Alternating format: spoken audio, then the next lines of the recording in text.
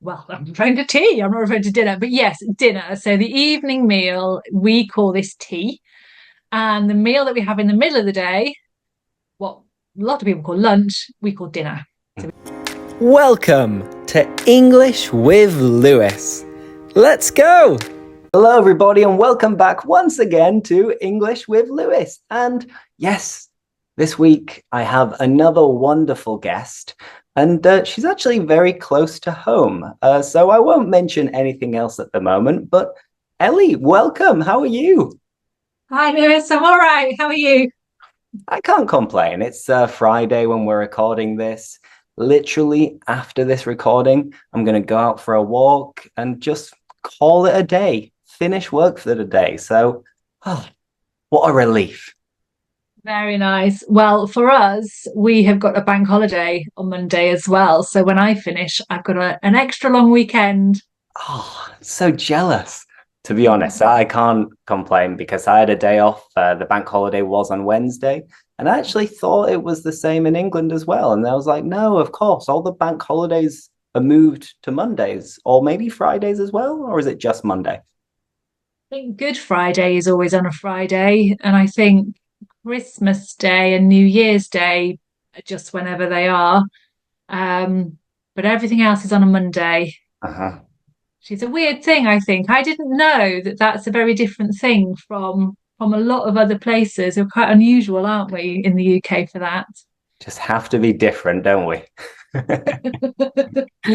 But anyway, first and foremost, before we get into it, Ellie, tell everybody about you. Where are you from? What do you do? What are your interests? And so on and so forth. All right. Well, I'm Ellie. I live in Leeds, which is a city in the north of England. I think you might know that one. Hmm. I am an English teacher.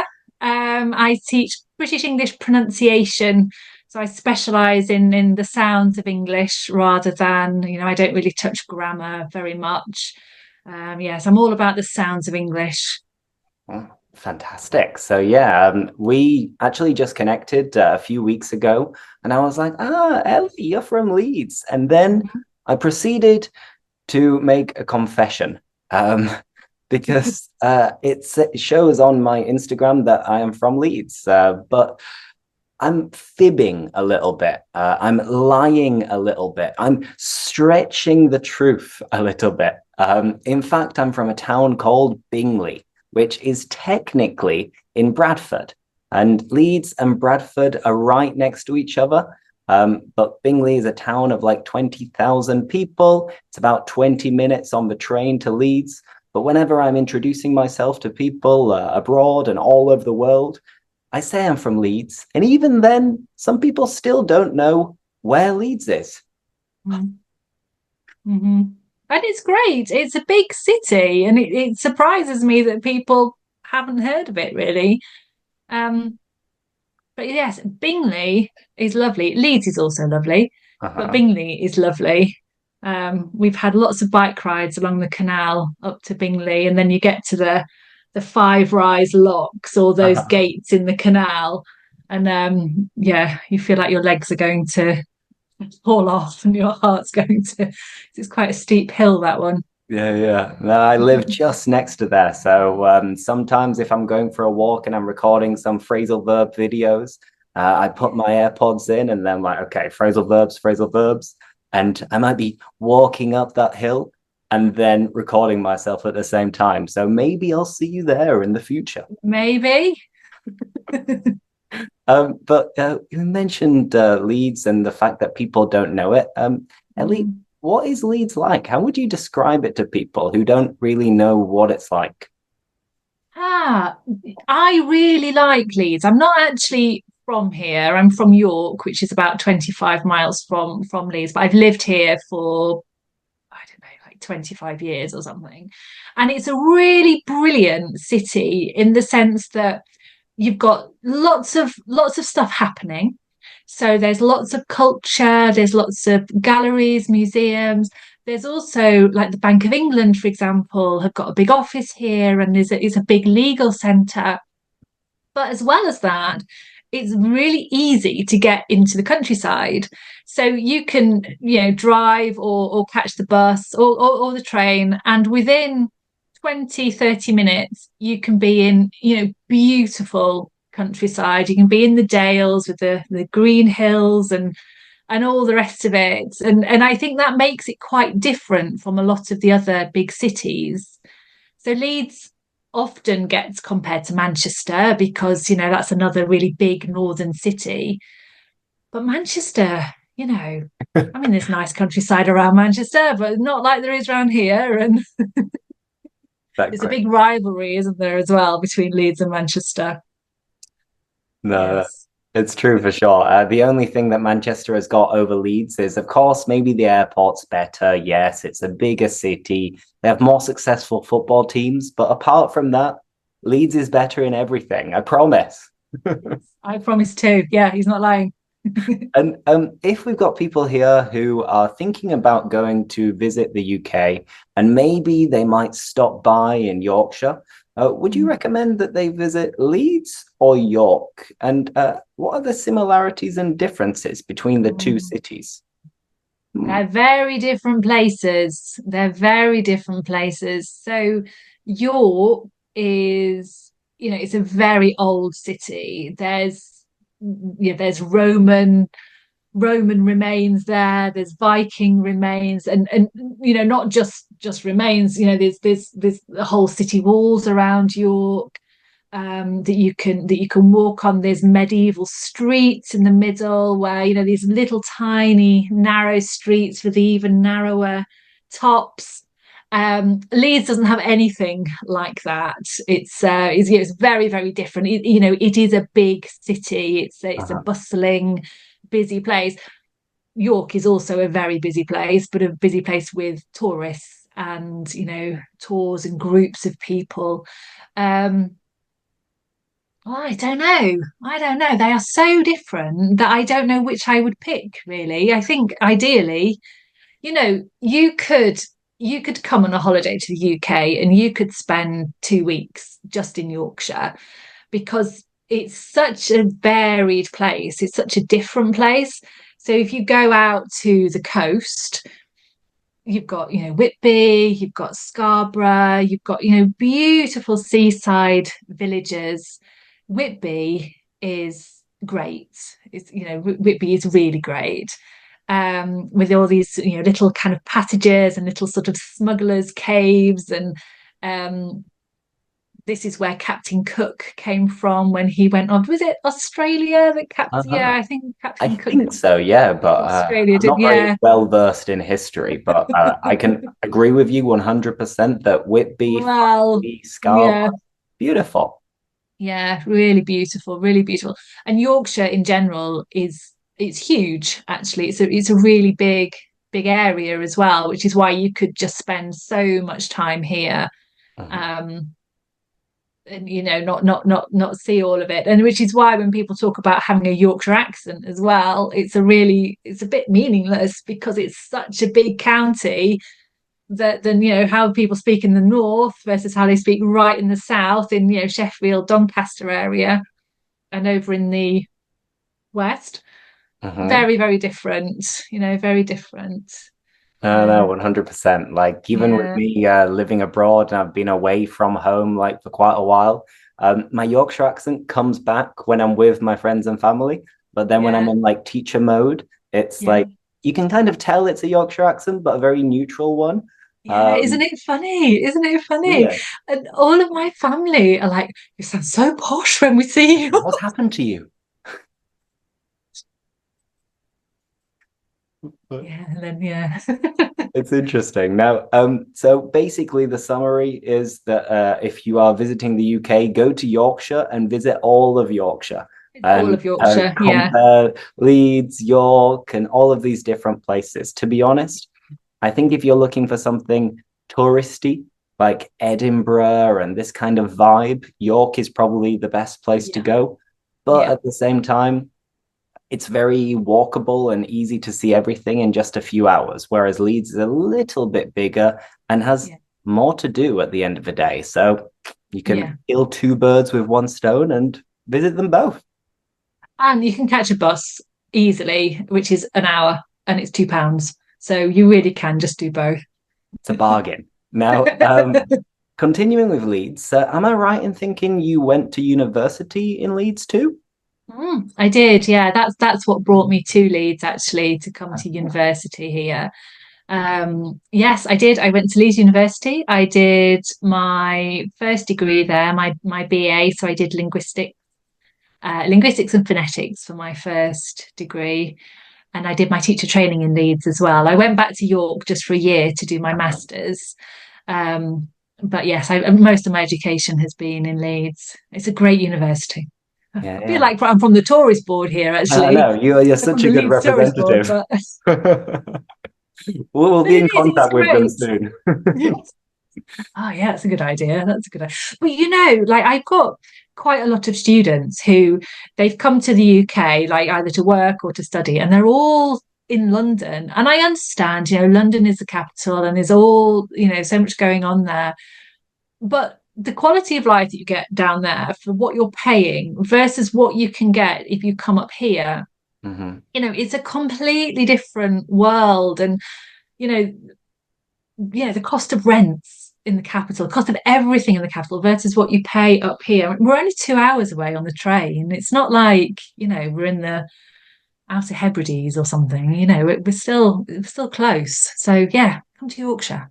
Exactly. Yeah, yeah. And if anybody is watching this who represents the Yorkshire Council, please get in touch and we can organize some kind of sponsorship for the next video.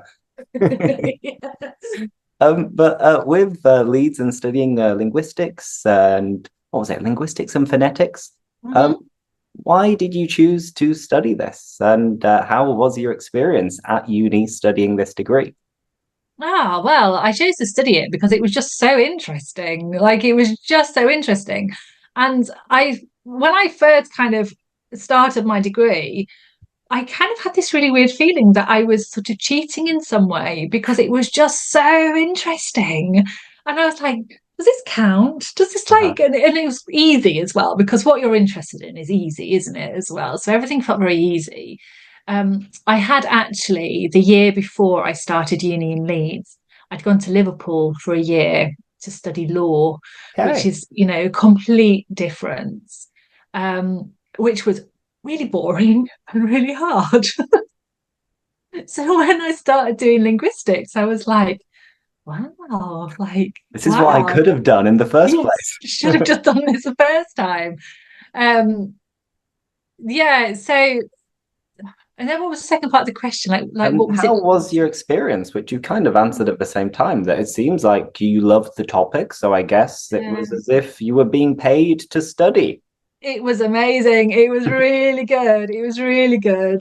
And for my dissertation, I did um, a really in-depth study of. So I had a little boy at the time. He's now an adult, Hmm. but I did a really sort of in-depth study of his accent, of the way he pronounced R sounds. Uh-huh. And that felt like a cheat as well, because I'd just be recording him as we were, making tea or doing whatever, and then I got to be able to kind of write up about my child. And yeah, it was ace. It was absolutely ace. Really good. It was ace. It was incredible. It was awesome. Just picking up on a couple of things you said. One was that you were making tea. What are you referring to here? Is it the drink Uh-huh. or dinner? No. Well, I'm referring to tea. I'm not referring to dinner, but yes, dinner. So the evening meal, we call this tea. And the meal that we have in the middle of the day, what a lot of people call lunch, we call dinner. So we Mhm. have breakfast, dinner, tea. And then we can make tea, which could mean making the food that we're having in the evening, or we can make tea, which means making a cup of tea. Uh-huh. Um, and you just have to work out what we mean, really. You have to think, Exactly. well, what kind of day are they talking about? And 50-50, have a guess. yeah. Um, and I think the stereotype is true as well of how much tea the British drink. I certainly drink my fair share. Yeah, are you Um, more of a tea drinker or a coffee drinker? I'm a tea drinker, but unfortunately, I've been having quite a lot of problems with not being able to sleep properly at night, and I had to give up my tea because I just had to give up all of my caffeine. So I have 1 cup of tea a day now, and it's like, oh, it's like this is the highlight of my day. And I sort of try decaffeinated tea, but it's just not the same. Not the same. You can tell. You can tell, you can tell. So unfortunately, I don't drink as much. I'll show you my cup actually. This is I see the size of my head. That's the size of my Mhm. cup. So I used to drink 8, 9, 10 of these a Oh day wow, that is a with lot. tea. It's no wonder I couldn't sleep, is it? I know. I mean, good on you for managing to sleep whenever you were At drinking all, all of those ever. cups of tea. Yeah. Wow, wow. Cool. Now, just again, going over these things, a cup of tea, we can also say a cuppa. So, do you fancy a cuppa? Would you Yep, like a cookie cup cuppa. of tea? Yeah, And yeah. a nice adjective you used earlier was ace. So, that was Ace. ace. Leeds is ace. Yeah, Phonetics is ace, which is another way of saying awesome, yeah, excellent, fantastic. yeah. And just going over once again, around the north of England, basically from like maybe Birmingham and upwards, we have breakfast in the morning, then we Mhm. have dinner, not Yeah. lunch, and then we have tea, which is the evening meal that in the south of England, people would say it is dinner. So this is one Yeah. of these little peculiarities and interesting things about the differences between British English in the south and in the north. That there are plenty of examples, but this is just one that popped up naturally in conversation. Yeah. Yeah. Absolutely. Absolutely. And so you studied in Leeds, you did linguistics and phonetics, and now you're working as an English teacher. So, what kind of classes do you normally focus on? You mentioned pronunciation, right? Mm. Yeah, so I specialize in pronunciation. That's what I do all day. Because that's what I enjoy most, to be honest. So, why would you not have a life that you do stuff that you really enjoy? So I really enjoy teaching pronunciation, and I teach individuals, I teach group classes as well. I've got a course launching on the 3rd of June, Hmm. a big sort of group pronunciation course. So hopefully there'll be a link or something in the comments below. So Uh-huh. people can check that out if they want to. But yes, so I've got a big group pronunciation course starting the beginning of June, which is going to be loads of fun. It's going to be loads and loads of fun. Um, yeah. Awesome. Yeah, sounds good. So you are the pronunciation expert. And of course, as you mentioned, we'll add in a link so you can check out Ellie's websites and her courses. And that way you can really take your British English pronunciation to the next level. And Yeah. that said, let's do a little bit of a review of some difficult words and phrases that our learners struggle to pronounce. And I'm going to kick us off. I'm going to get us started with one that I was actually reading out loud earlier, and I kind of couldn't get it out. And it is this classic meme of 4 words that are very, very similar. One of them flies. Another one is an alcoholic drink. The other one you can see on my face at the moment. And the final one could be polar, it could be grizzly, or many other different types. So, yes, hopefully you've guessed by now. It is bird, beer, and then very, very, very similar, but just with the D on the end, is beard, beard. And then the final one is bear, bear, polar bear, grizzly bear, teddy bear. And it sounds like hair. And what do bears have? A lot of hair. So hopefully that's a little trick so you can nail the pronunciation the next time you try to say bird, beer, beard, and bear. I've just before I came here, I've just had a 1 hour lesson with somebody, and it was her first lesson with me looking at pronunciation. I don't usually have hour-long lessons because it's a long time to spend just on pronunciation, but she's got she's got a very ambitious goal for herself, so we really need to crack on. Um, and yeah, it's difficult, isn't it? And it's really tiring, and you've really got to concentrate. And you've got this ridiculous spelling that does not ever help anything. So we've got beard and bear with, the spelling is the same apart from the d sound, apart from the d at the end. And yet the vowel sound is totally different. English, Horrible. eh? It's horrible language, isn't it? I don't know why anyone learns Horrible. it. So that's one little pronunciation trick. Ellie, over to you. Tell us about a word or a phrase that many of your learners struggle with. Well, so there's a pair of words that, yeah, they're quite similar. It's one of these pairs of words where the vowel, how they sound and how they are written are really unhelpful. One of them means that you would like to have something, and the other one means that how can I explain this one without actually just using the words, that you are not prepared to do something. So how did I just describe that? It's hard to not say the word, isn't I it? know, it's like we're playing taboo at the same time. So the words are want and won't. Want and won't. And yeah, they're a hard pair because, as I've already said, the spelling here really doesn't help you. It really kind of pulls you away in another direction.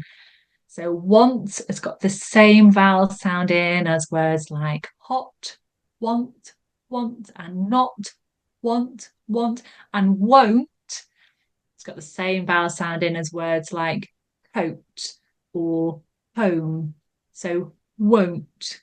And I really often hear that one as want, and then want as maybe want as well. So maybe we've got want and won't to pronounce exactly the same way for some students. Or maybe we've got want being something completely different. Yeah, tricky pair, that one. Perfect. Exactly. Yeah. So want and won't. And whilst you were explaining that, I was thinking of another couple of words which are very basic, but I often get this question because they struggle with the negative. So it is can, like I can speak English. Usually when we say it in natural speech, we almost don't hear it. I can, we don't really say. I can. I can speak English. I can run a marathon. And then if you want to make it negative, imagine you are driving and you drive in a car.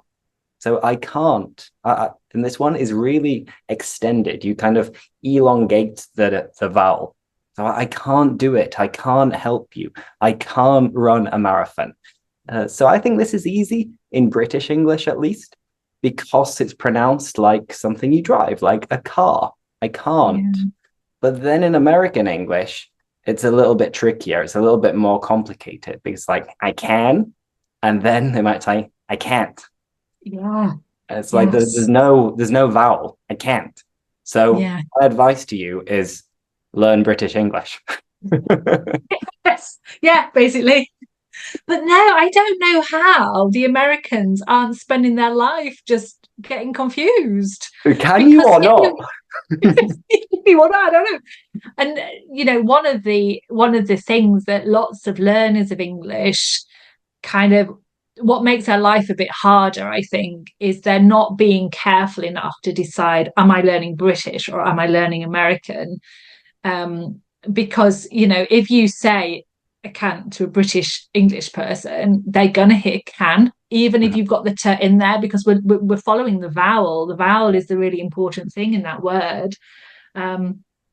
So you've got to kind of decide, am I going British here or am I going American? And obviously, we're both British, so we're going to be like, well, but it actually doesn't matter. You just go for the one that you want to go for, but then stick with it. Exactly. Stick with it. Don't give up. Continue with it. Yes. Perfect. Now, we might return to some more pronunciation later, but some quick questions. So I'm sure if you've had some English classes in the past, your teacher will have surely asked you some questions, beginning with, would you rather? And then giving you a dilemma with two different options.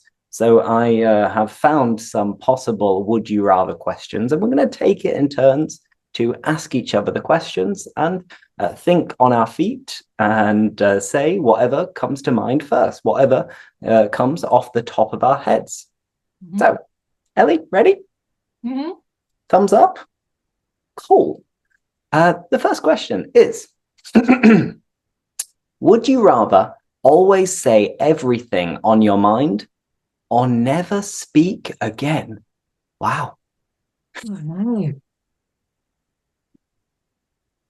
So, oh gosh, you see, I mean, it would have to be that I would have to say everything on my mind, but then that would be terrible because you'd go around insulting people all day long, wouldn't you?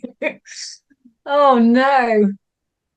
So yeah, I mean, it would have to be just because the idea of never speaking again. I mean, that's not fun, is it? That's awful. But gosh, like, I mean, you could I mime, wonder I what would guess, happen. maybe, or maybe you could just like have post-it notes all the time, but I don't know if that counts or not.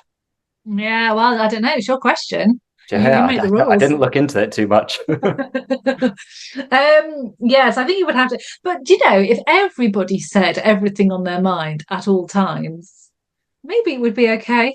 Maybe we would just get used to it and it would be fine. Yeah. It would make life easier, I think, and you would lose this ridiculous British way of answering things that isn't really properly that we all understand. Uh-huh. But when you're learning the language, when we sort of say, "Oh, really," does not mean, "Oh, really," it means that's really weird, and Like, how dare you? if we that's not a very good example, I don't think, but I've got a reel actually on Instagram that did really well recently, which is where I said in England, we don't say, "What a bloody stupid idea." We say, Yeah. "Interesting." Oh, sounds And good. if I said that to you, if I just said, "Interesting question," you would know exactly what I meant. Whereas, it would probably be simpler if I just said, "Well, that was a stupid question," or "That was a stupid idea." Um, So, yes, I would say everything on my mind, but it would be deeply uncomfortable.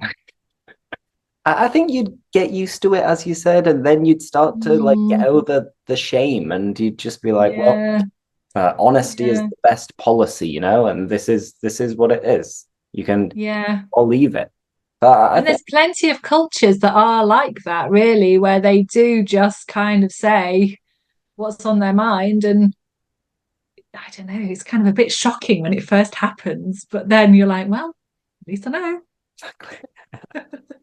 All right, cool. All right, let's move on to another one then. And now the ball is in your court, Ellie. So pick one of the questions and shoot.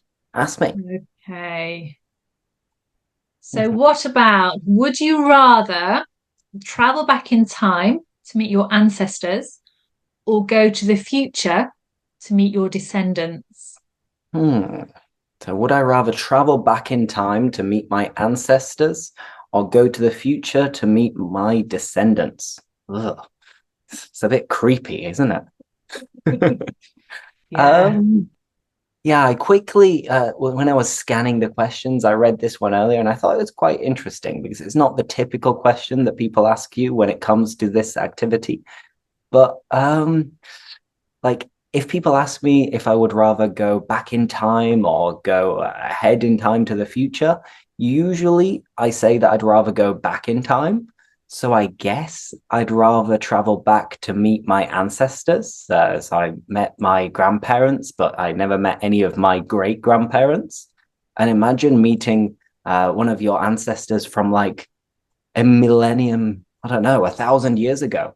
It'd be pretty cool. And maybe you'd look alike as well. And it'd be like, you're my great, Yes. great, great, great, great, great, great, great, great, great, great, great, great grandma. Nice to meet Yes. you. Yes. do you know my dad passed, so my dad died about 3 years ago, and as I was kind of clearing out his house, I found a family tree that he Uh-huh. had been creating. And it obviously, I knew he was doing a lot of work with it, but I hadn't fully appreciated how much work he'd been doing. And he'd managed to get the family back to the 1300s. Oh, And wow. obviously, like, it was just names. It was just this person is this person's parent. But already, and like everybody in my family, not everybody, but like half of the women in my family have got the same first name as me. And I had no idea that I knew there were a couple of Eleanors in the family because Ellie is short for Eleanor. Yeah. I knew there were a couple of Eleanors in the family, but it was honestly, it was like one after another, like just going back through these generations. Um, and I would really like to meet them actually You can and meet sort of all of the see, Eleanors. yeah, the whole row, millions of us. Yeah, no, it's interesting. I remember my grandma also used to to do some work on like the family tree, but to be honest, I was too young to appreciate what it was, Yes, and I'd rather yes, play on like my Game Boy and stuff like that. yeah, I always think like, well, if I'm only going to meet my grandparents, then after that, the world was a completely different place.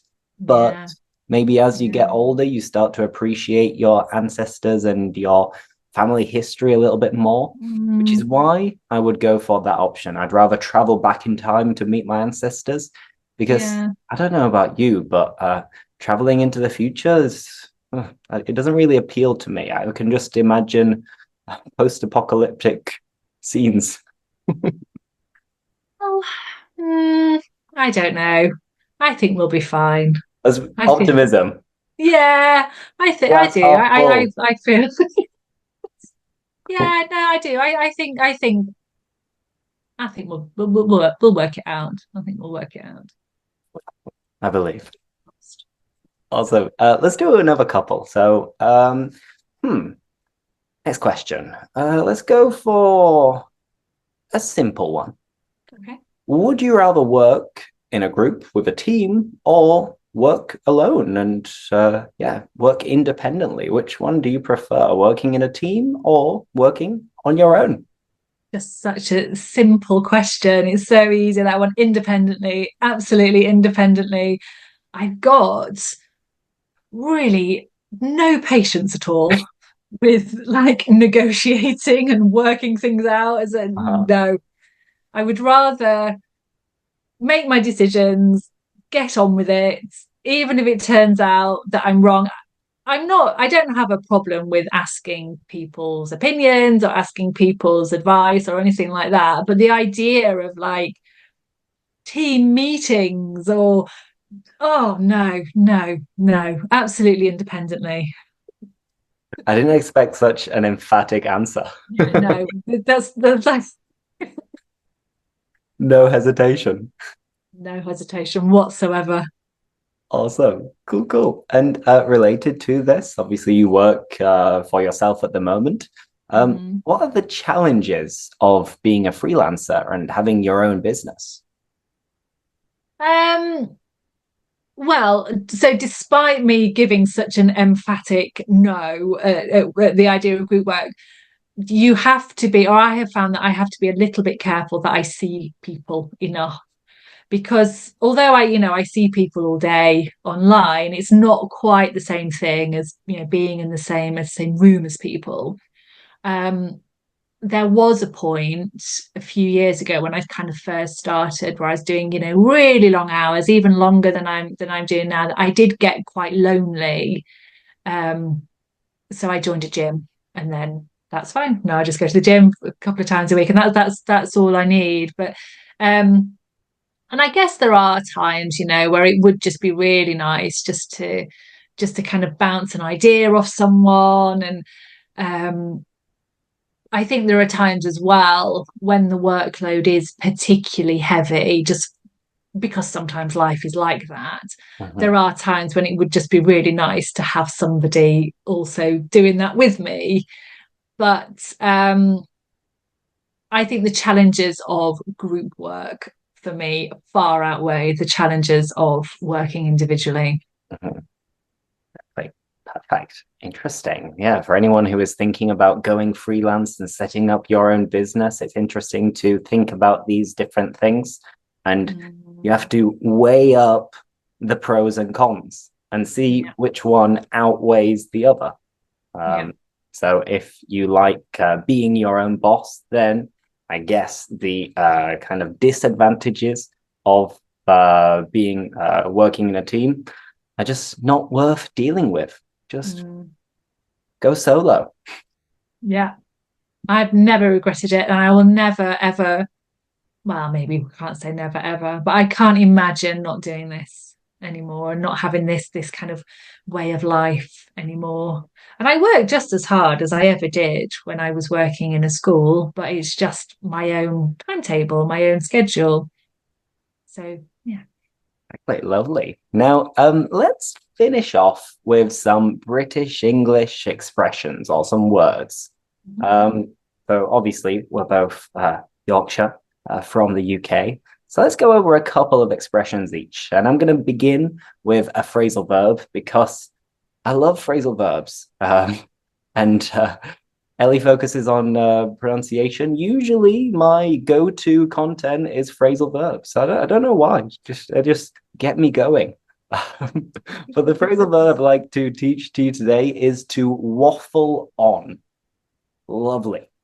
So first, waffles are a typical Belgian dessert where you use some kind of batter and then you kind of fry it and then maybe put some Nutella on top or some ice cream. Golden Beautiful. syrup. Golden syrup as well. But to waffle on is basically to speak a lot without actually saying anything. So maybe in a business meeting, my colleague Will, he he can talk for England. He speaks a lot. He just goes on and on and on, but he never really explains anything of value. He never really says anything useful. He just loves to chat. So he's always waffling on. My mum waffles on quite a lot as well. She's always chatting. She's always nattering on. Oh, phrasal verb, another one. Another So one. to waffle on or to natter on are two ways of saying to speak a lot without saying anything useful. Yeah. Cool. Ellie, over to you. So I've got another one, which is leg it. Leg it. Yeah. Means to run away. And usually if we leg it, we've done something that we shouldn't have done. So obviously not me, but I knew people when I was a child who would maybe knock on people's doors and then leg it. They'd run away, and then the person would open the door, and there'd be no one there. And for these people that weren't me, that was the most funny thing that you could do. That was very, very funny. But yes, leg it. No. Let's leg it. Come on, let's go. Perfect. And we'll do one more each, but this time let's kind of do what we were doing before by describing the word. So I'm Okay. going to describe it, and Ellie, I want you to guess the British English slang word. Okay. So it's a really common one, and it's used to say that you are very sad, very disappointed.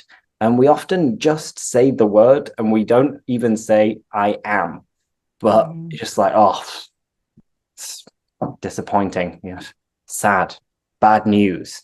Any ideas what it is? Is this gutted? Gutted.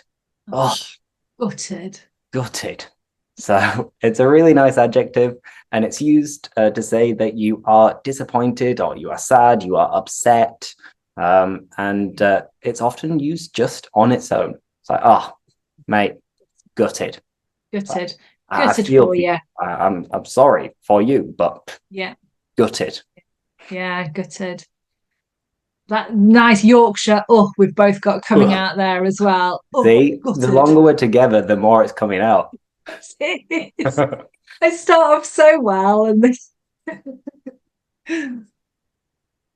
Excellent. So let's imagine then that we have absolutely no money whatsoever.